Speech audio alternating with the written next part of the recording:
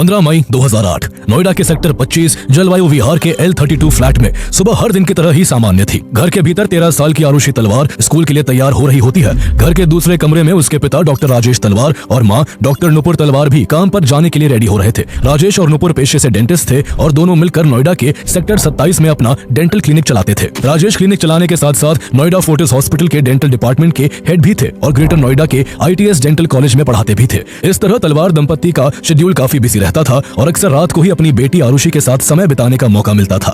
आरुषि उनकी इकलौती बेटी थी और वो भी उन्हें काफी मुश्किलों के बाद पैदा हुई थी, इसलिए दोनों अपनी बेटी पर जान छिड़कते थे। 9 दिन बाद 24 मई को आरुषि का बर्थडे भी था। 16 मई से उसके स्कूल की गर्मी की छुट्टियां होने वाली थी, इसलिए उसके पेरेंट्स ने अगले दिन 16 मई को ही उसके दोस्तों के साथ आरुषि का बर्थडे सेलिब्रेट करने का प्लान बना रखा था। घर में राजेश, नुपुर और आरुषि के अलावा नेपाल का एक 45 साल का नौकर हेमराज बंजाड़े भी रहता था, जो रोजमर्रा के काम संभालता था। हेमराज सभी के लिए नाश्ता लगाता है और नाश्ता करने के बाद आरुषि स्कूल के लिए और उसके पेरेंट्स अपने काम के लिए निकल जाते हैं। 15 मई की शाम भी आम दिनों जैसी ही थी। अपने अपने काम निपटाकर नुपुर शाम लगभग 7:30 बजे तक और राजेश रात के 9:30 बजे घर लौट आते हैं। उस समय तक हेमराज डिनर तैयार कर चुका था। खाना खाने के बाद राजेश अपनी बेटी को बर्थडे से पहले सरप्राइज देना चाहते थे। उन्होंने उसके लिए उसका पसंदीदा सोनी का डिजिटल कैमरा खरीदा था, इसलिए डिनर के बाद राजेश और नुपुर अपनी बेटी के कमरे में आ जाते हैं और उसे वो कैमरा गिफ्ट कर देते हैं। आरुषि ये गिफ्ट देखकर खुशी से भर उठती है और उसी वक्त वो उस कैमरे से अपने मम्मी और पापा के साथ कुछ फोटोज भी क्लिक करती है। इसके बाद राजेश और नुपुर अपने बेडरूम में लौट जाते हैं। राजेश रात करीब 12 बजे तक अपने लैपटॉप पर काम करते हैं और फिर सोने चले जाते हैं। धीरे धीरे पूरा घर नींद की आगोश में डूब जाता है। आरुषि अपने कमरे में, हेमराज सर्वेंट क्वार्टर में और राजेश और नुपुर अपने मास्टर बेडरूम में सो रहे होते हैं। 1300 स्क्वायर फीट का ये फ्लैट बाहर से देखने में बिल्कुल आम लगता था, लेकिन अंदर की बनावट कुछ अलग थी। इस फ्लैट में घुसने के लिए एक के बाद एक कुल 3 डोर्स थे। पहले सबसे बाहर वाला लोहे का ग्रिल गेट, उसके बाद दूसरा मैश गेट और फिर आखिर में तीसरा लकड़ी का बना मेन डोर था। सर्वेंट क्वार्टर जिसमें उस वक्त हेमराज रहता था, उसमें भी 2 डोर्स थे। एक डोर ड्राइंग डाइनिंग रूम में खुलता था और दूसरा डोर घर के दूसरे और सबसे बाहर की लोहे वाली ग्रिल गेट के बीच खुलता था। यानी इस तरह सर्वेंट क्वार्टर से होकर भी घर के अंदर और बाहर जाया जा सकता था। रात के अंधेरे में देखते देखते पूरे अपार्टमेंट में गहरा सन्नाटा छा जाता है। जैसे जैसे रात गहराती है, ये सन्नाटा और भी बढ़ जाता है, लेकिन किसी को कहां पता था कि इस घंघोर अंधेरी रात के सन्नाटे में L32 फ्लैट की दीवारें एक ऐसी वारदात की गवाह बनने वाली है जिसकी गूंज कुछ ही घंटों बाद पूरे देश को झकझोर कर रख देगी। एक ऐसी वारदात जो आने वाले सालों में रहस्य और विवादों में उलझकर हमेशा हमेशा के लिए एक राज बनकर ही रह जाएगी। अगले दिन की सुबह करीब 6 बजे घर की मेड भारती हमेशा की तरह L32 फ्लैट के आउटर गेट पर पहुंचती है और डोर बेल बजाती है, लेकिन दरवाजा खोलने कोई नहीं आता। वो दूसरी बार भी बेल बजाती है, लेकिन इस बार भी कोई नहीं आता। भारती को अजीब लगता है क्योंकि रोज एक बार बेल बजाते ही घर का नौकर हेमराज दरवाजा खोल देता था। तीसरी बार बेल बजाने पर आखिरकार नुपुर तलवार बाहर आती है और सबसे भीतर वाला दरवाजा खोलकर भारती से हैरान होकर कहती है, घर का दूसरा दरवाजा बाहर से लॉक्ड है, ये हेमराज कहाँ है? नुपुर हेमराज को कॉल करती है, लेकिन कॉल उठने के तुरंत बाद अचानक कट जाता है। नुपुर भारती से कहती है कि हो सकता है हेमराज दूध लेने गया हो, तुम थोड़ा वेट कर लो। लेकिन भारती को और भी घरों में काम करने जाना था, इसलिए नुपुर भारती को नीचे भेजकर बालकनी से डुप्लीकेट की नीचे फेंक देती है।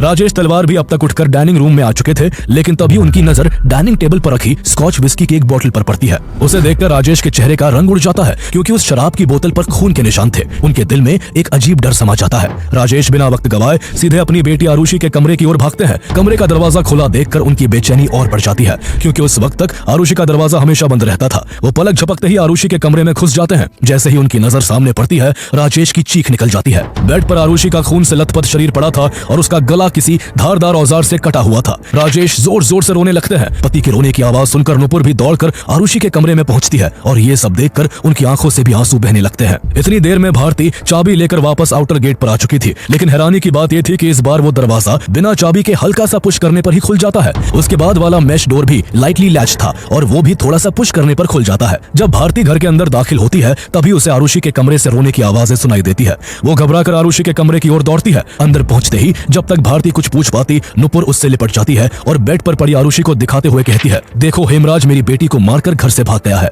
आरुषि की हालत देखकर भारती का भी दिल दहल जाता है। वो बुरी तरह घबराए हुए तुरंत घर के बाहर जाकर आस पड़ोस के लोगों को इस घटना के बारे में बता देती है। कुछ ही मिनटों में राजेश तलवार के घर में भारी भीड़ जमा हो जाती है। इस बीच अपार्टमेंट का सिक्योरिटी गार्ड इस घटना की सूचना पुलिस को दे देता है। थोड़ी ही देर में पुलिस भी वहां पहुंच जाती है, लेकिन तब तक घर के अंदर 20-21 लोग जमा हो चुके थे, जिस कारण अफरा तफरी में क्राइम सीन पूरी तरह से तहस नहस हो चुका था और कई अहम सबूत डिस्ट्रॉय हो चुके थे। सदमे में डूबे राजेश और नुपुर पुलिस से भी यही कहते हैं कि उनका नौकर हेमराज उनकी बेटी आरुषि की हत्या करके घर से भाग गया है। पुलिस तुरंत घर की जांच शुरू कर देती है। आरुषि के कमरे से ब्लड स्टेन बेडशीट, पिलो, कपड़े, घर से कई फिंगरप्रिंट्स और आरुषि के मैट्रेस का खून से सना हिस्सा इकट्ठा करके फोरेंसिक लैब भेजा जाता है। है। सुबह करीब 8:30 बजे आरुषि की बॉडी भी पोस्टमार्टम के लिए भेज दी जाती है, लेकिन इस बीच पुलिस एक बड़ी लापरवाही करती है। पुलिस को सबसे पहले आरुषि के कमरे को सील कर देना चाहिए था, लेकिन उसने ऐसा नहीं किया। उल्टा कुछ देर बाद राजेश का एक स्टाफ मेंबर कमरे को साफ कर देता है, जिससे क्राइम सीन और ज्यादा डिस्टर्ब हो जाता है। इस दौरान कुछ पड़ोसी पुलिस को छत की सीढ़ियों पर खून के धब्बे बताते हैं। जब पुलिस राजेश तलवार से छत की चाबी मांगती है तो राजेश पुलिस पर भड़क उठते हैं और कहते हैं,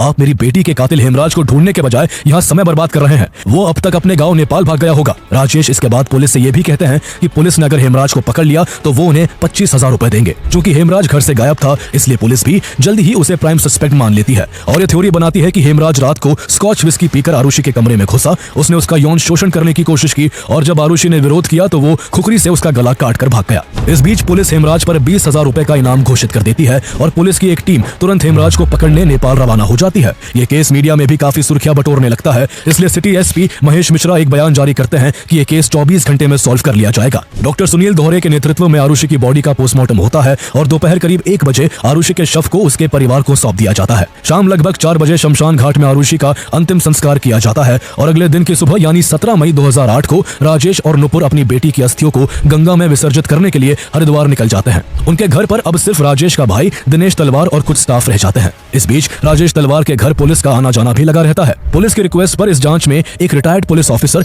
के गौतम भी शामिल होते हैं। 17 मई की सुबह जब वो राजेश तलवार के घर पहुंचते हैं तो उन्हें छत की सीढ़ियों पर खून के निशान दिखते हैं, जिन्हें पहले पुलिस ने इग्नोर कर दिया था। के गौतम राजेश के भाई दिनेश तलवार से छत के दरवाजे की चाबी मांगते हैं, लेकिन दिनेश को चाबी नहीं मिल पाती, इसलिए के गौतम ताले को तोड़ देते हैं और कुछ पुलिसकर्मियों के साथ छत पर आ जाते हैं। जैसे ही वो आगे बढ़ते हैं सबके होश उड़ जाते हैं। छत पर एक लाश पड़ी हुई थी और उसका गला कटा हुआ था। उसके गले पर भी ठीक वैसे ही कट के निशान थे जैसे आरुषि के गले पर थे। वो बॉडी भी बुरी तरह खून से सनी हुई थी और थोड़ी डिकम्पोज भी हो गई थी। पुलिस तुरंत हरिद्वार गए तलवार दंपत्ति को जल्द से जल्द घर लौटने को कहती है। जब राजेश तलवार घर लौटते हैं और पुलिस उनसे उस डेड बॉडी के बारे में पूछती है तो राजेश लाश को डिकम्पोज बताकर उसे पहचानने से इनकार कर देते हैं। लाश की पहचान के लिए कुछ और लोगों को बुलाया जाता है और तब पता चलता है ये लाश किसी और की नहीं बल्कि नौकर हेमराज की है। एक झटके में पूरा मामला पलट जाता है। जिस हेमराज को कल तक आरुषि का कातिल समझा जा रहा था वो खुद डबल मर्डर का शिकार हुआ पड़ा था। इससे ये केस बुरी तरह से उलझकर और भी मिस्टीरियस बन जाता है। पुलिस के सामने अब सबसे बड़ा सवाल ये था कि जब हेमराज आरुषि का हत्यारा नहीं था तो आरुषि के साथ साथ हेमराज को किसने मारा। छत से हेमराज की बॉडी मिलने के बाद के गौतम को वहाँ कुछ और अहम निशान दिखाई देते हैं। उन्होंने छत की दीवार पर एक जगह खून से सने हुए हाथ का निशान देखा। हेमराज की लाश तक पहुंचने वाले रास्ते में खून के कई छींटे और कई जगह किसी चीज को घसीटने जैसे निशान थे, जिससे ऐसा लगता था कि कोई हेमराज की लाश को खींचकर छत तक लाया था। इसके अलावा पुलिस को छत पर खून में लथपथ बड़े से पैरों के निशान भी मिले, जिन्हें देखकर लगता था कि हेमराज की हत्या करने वाला शख्स 8 या 9 नंबर के जूते पहनने वाला व्यक्ति रहा होगा। 17 मई की रात डॉक्टर नरेश राज के नेतृत्व में हेमराज की बॉडी का भी पोस्टमार्टम होता है। इसके बाद आरुषि और हेमराज के इनिशियल पोस्टमार्टम रिपोर्ट बाहर आते हैं। रिपोर्ट के अनुसार आरुषि और हेमराज की मौत 15 मई की रात 12 से 1 बजे के बीच हुई थी। दोनों को पहले किसी भारी ब्लंट हथियार से सिर पर वार करके बेहोश किया गया था और फिर बेहोशी के हालात में किसी धारदार हथियार से उनका गला काट दिया गया था। आरुषि के प्राइवेट पार्ट में कुछ भी असामान्य नहीं पाया गया, यानी यौन संबंध बनाए जाने के कोई एविडेंस नहीं पाए गए थे। इस दौरान मीडिया इस केस को जबरदस्त तरीके से उछाल रही थी और पुलिस द्वारा मौके से एविडेंस और जांच में लापरवाही बरतने का आरोप लगा रही थी। इसका नतीजा ये हुआ कि 19 मई को पहले से जांच कर रही पुलिस टीम को इस केस से हटा दिया गया और इन्वेस्टिगेटिंग ऑफिसर इंस्पेक्टर दत्ताराम नौनेरिया और एसपी महेश मिश्रा का ट्रांसफर कर दिया गया। दूसरी टीम को जांच सौंपी गई, जिसका शक विष्णु शर्मा नाम के आदमी पर जाता है। दरअसल राजेश तलवार के यहाँ पहले विष्णु शर्मा ही काम करता था, लेकिन उसे एक लंबी छुट्टी पर नेपाल लौटना पड़ा, इसलिए उसने अपने दोस्त हेमराज को राजेश तलवार के घर काम पर लगा दिया था। लेकिन जब विष्णु नेपाल से वापस आया तो राजेश तलवार ने कहा कि वो हेमराज को ही परमानेंट रखना चाहते हैं। ऐसे में पुलिस को शक हुआ कि विष्णु ने जलन में आकर हेमराज की हत्या कर दी होगी।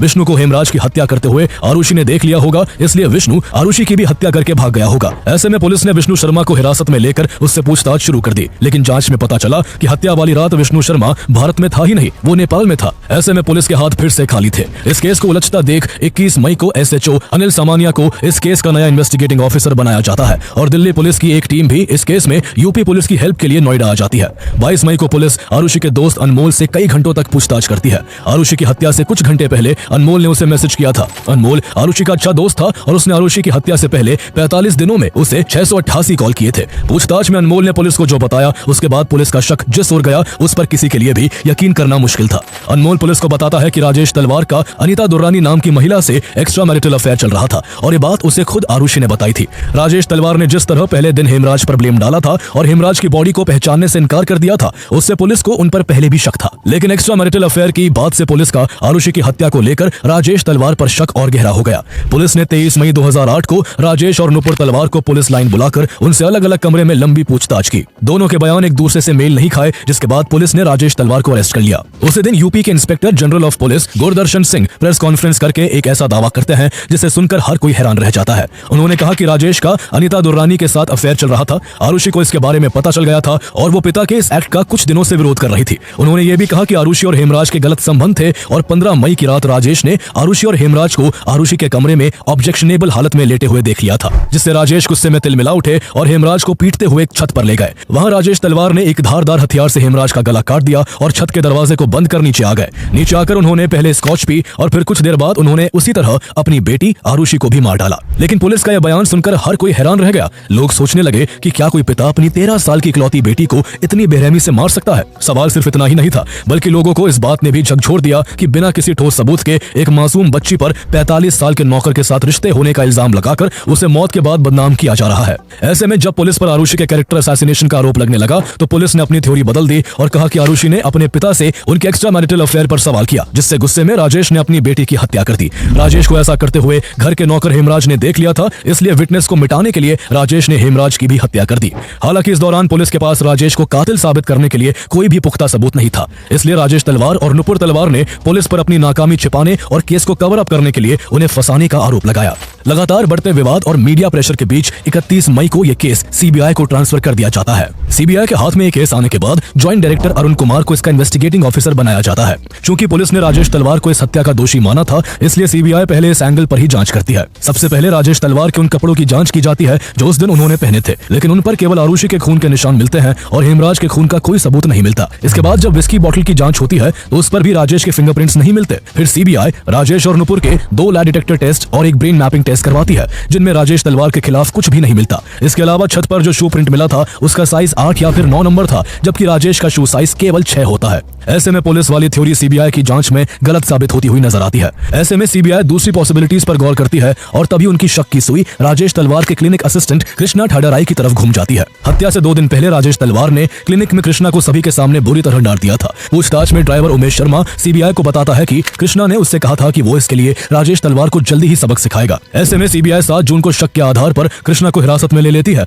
इसके बाद उसके घर की तलाशी ली जाती है, जहां से एक पिलो कवर, एक खून लगा कुकरी और ट्राउजर्स बरामद होते हैं। इसके बाद उसका 2 बार polygraph test, psychological assessment test और नार्को एनालिसिस टेस्ट करवाया जाता है, जिनमें वो अपने एक दोस्त राजकुमार का नाम लेता है। कुछ दिनों बाद इस केस में विजय मंडल का भी नाम सामने आता है, जिसके बाद राजकुमार और विजय मंडल के भी कृष्णा की तरह नार्को टेस्ट करवाए जाते हैं। ये तीनों ही लोग नेपाल के थे और नोएडा में राजेश के पड़ोसियों और दोस्तों के घर नौकर थे। जहां विजय मंडल राजेश के पड़ोसी पुनीश टंडन का नौकर था, तो वही राजकुमार अनीता दुर्रानी के घर काम करता था। इन तीनों को ही प्राइम सस्पेक्ट बनाया जाता है और इसी को लेकर 11 जुलाई 2008 को सीबीआई के ज्वाइंट डायरेक्टर अरुण कुमार एक प्रेस कॉन्फ्रेंस करके नार्को और दूसरे टेस्ट में कृष्णा, राजकुमार और विजय द्वारा बताई गई बातें बताते हैं। उन्होंने बताया कि 15 मई की रात हेमराज ने कृष्णा, राजकुमार और विजय मंडल को शराब पीने के लिए बुलाया था। शराब के नशे में कृष्णा ने सबसे कहा कि वो राजेश तलवार से बदला लेना चाहता है क्योंकि उन्होंने उसकी बेइज्जती की थी। सरप्राइजिंगली आरुषि ने उसकी बातें सुन ली और उसने उन्हें धमकी दी कि वो सभी बातें अपने पिता को बता देगी। ऐसे में कृष्णा गुस्से में आ गया और अपनी कुकरी निकालकर उसने आरुषि की हत्या कर दी। इस दौरान हेमराज डर गया और उसने कहा कि वो आरुषि की हत्या की बात राजेश को बता देगा। ऐसे में कृष्णा, विजय और राजकुमार हेमराज को जबरदस्ती छत पर ले गए और उसे मार डाला।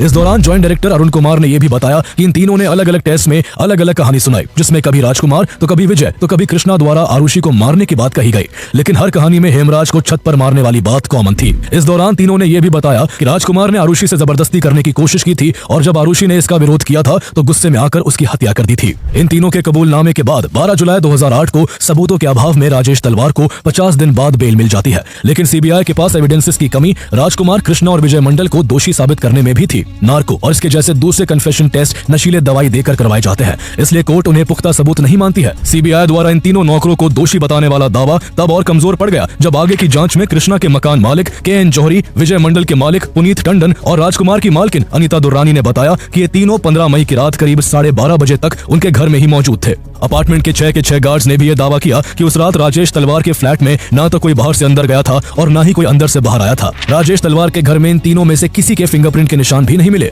शुरुआती जांच में सीबीआई द्वारा कृष्णा के घर से बरामद की गई खुखरी पर जो खून के धब्बे थे वो भी किसी जानवर के निकले। ऐसे में मीडिया में ये बात निकल कर आने लगी कि सीबीआई की टीम ने जोर जबरदस्ती करके इन तीनों नौकरों से आरुषि और हेमराज की हत्या की बात कबूल करवाई थी। नार्को टेस्ट के पहले तीनों के दिमाग में पहले से स्क्रिप्टेड कहानी बिठाई गई थी और इसी के चलते तीनों ने टेस्ट के दौरान आरुषि और हेमराज की हत्या की बात कही थी। ऐसे में सितंबर 2008 में एविडेंसेस की कमी के चलते उन तीनों सर्वेंट्स को रिहा कर दिया जाता है। जेल से छूटने के बाद प्राइम सस्पेक्ट में से एक विजय मंडल दावा करता है कि सीबीआई ने जांच के दौरान उन तीनों को फिजिकली और मेंटली काफी टॉर्चर किया था। ये केस हर कदम पर और भी ज्यादा उलझता जा रहा था। जवाब मिलने के बजाय सवाल बढ़ते जा रहे थे। पहले पुलिस और अब सीबीआई इस केस को सॉल्व करने में नाकाम साबित हो रही थी। सीबीआई की साख पर सवाल उठाए जा रहे थे। ऐसे में आरुषि और हेमराज की हत्या के करीब 1.5 साल बाद सितंबर 2009 में उत्तर प्रदेश गवर्नमेंट इस केस की जांच के लिए एसपी नीलाभ किशोर के नेतृत्व में सीबीआई की एक नई टीम का गठन करती है और एसपी एजीएल कॉल को इस केस का इन्वेस्टिगेटिंग ऑफिसर बनाया जाता है। सीबीआई की नई टीम इस केस की नए सिरे से जांच करती है और पूछताछ की शुरुआत आरुषि और हेमराज की बॉडी का पोस्टमार्टम करने वाले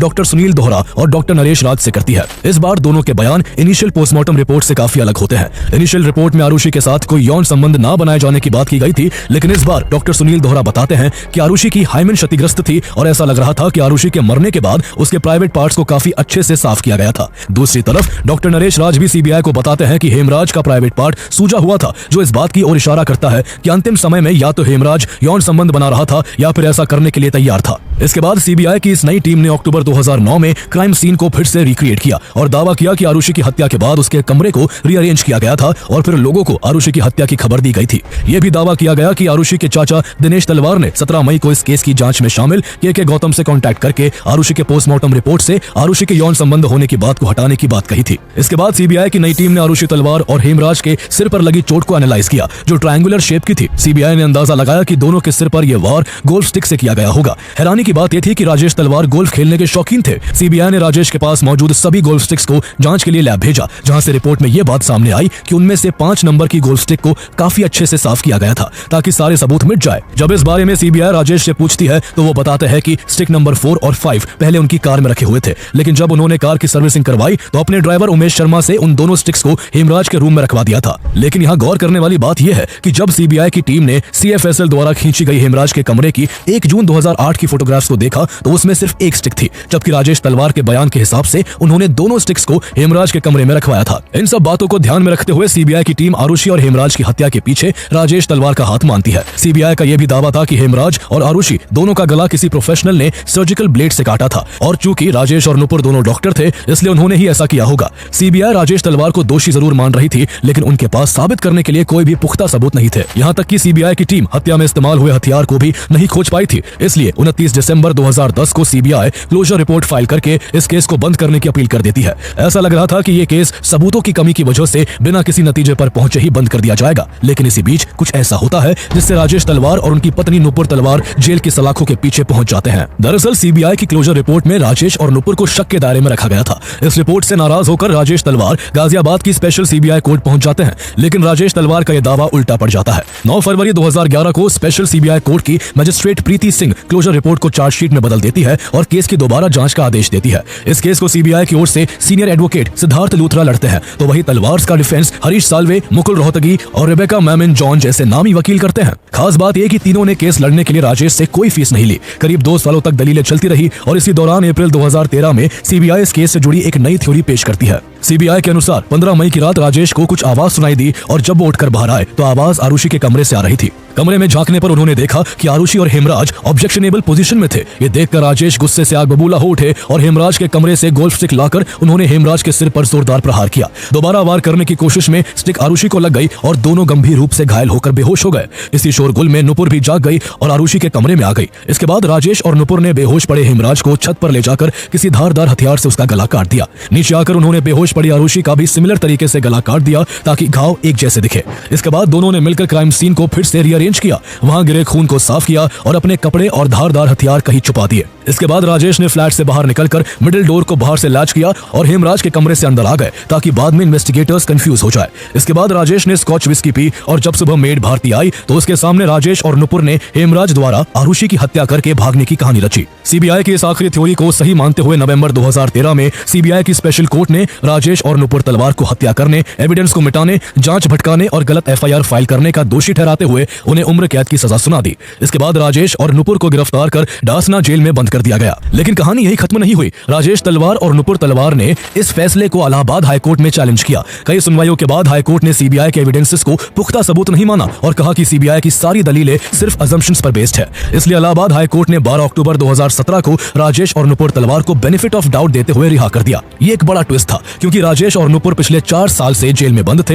हालांकि मामला यहां भी नहीं थमा। आगे सीबीआई और हेमराज की पत्नी खुमकला बंजड़े इलाहाबाद हाईकोर्ट के इस फैसले को सुप्रीम कोर्ट में चैलेंज करते हैं। अगस्त 2018 में सुप्रीम कोर्ट ने दोनों की अपील्स को एडमिट कर लिया। तब से अब तक यह मामला सुप्रीम कोर्ट में पेंडिंग है और सुप्रीम कोर्ट ने कोई अंतिम फैसला नहीं दिया है। इलाहाबाद हाईकोर्ट के फैसले के मुताबिक तलवार दंपत्ति अभी भी कानूनी तौर पर बरी है। साल 2020 में आरुषि के पिता राजेश तलवार ने the killing of Aarushi and the murder of justice नाम से एक किताब भी लिखी, जिसमें उन्होंने ट्रायल कोर्ट के फैसले और उस दौरान पेश किए गए एविडेंसेस पर कई सवाल उठाए। उनका कहना है कि आरुषि केस सिर्फ एक केस नहीं बल्कि इंडिया में हजारों ऐसे क्रिमिनल केसेस की तरफ इशारा करता है जहां जस्टिस के साथ खिलवाड़ होता है। आज भी सबसे बड़ा सवाल यही है कि आरुषि और हेमराज की हत्या किसने और क्यों की थी। उस रात नोएडा सेक्टर 25 के L32 फ्लैट में क्या हुआ था, यह आज भी एक रहस्य है और ऐसा लगता है मानो उस रात का सन्नाटा इस राज को भी अपने साथ समेटकर हमेशा के लिए दफन हो गया।